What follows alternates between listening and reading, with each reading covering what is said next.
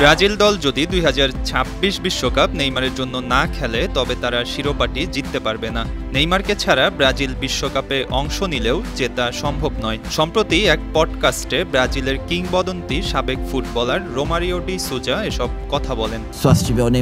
Brazil সবশেষ বিশ্বকাপ জিতেছে 2002 সালে। দলটি বর্তমানের সাফল্য থেকে বেশ দূরে। সেলেসাওরা নতুন করে স্বপ্ন বুনছে 2026 সালের বিশ্বকাপ নিয়ে।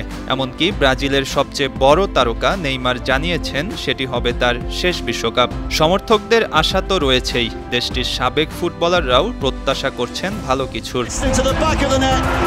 কিংবদন্তি রোমারিও তাই বলছেন, যদি নেইমার ফিট থাকে তাহলেই পরবর্তী বিশ্বকাপ জয়ের সুযোগ আছে ব্রাজিলের।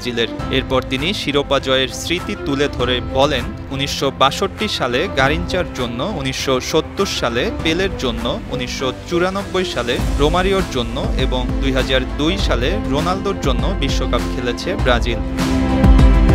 এর আগে ব্রাজিলকে অবশ্য পেরোতে হবে বিশ্বকাপ বাছাই পর্বের ধাপ। কাতার বিশ্বকাপের পর থেকেই ভালো মন্দের মধ্যবর্তী অবস্থানে আছে দলটি। কোচ দরিভাল জুনিয়রের অধীনে এখন পর্যন্ত 14টি ম্যাচ খেলে 6 জয়, 2 পরাজয় ও 6টি ড্র সম্বল করেছে 5 বারের বিশ্ব চ্যাম্পিয়নরা।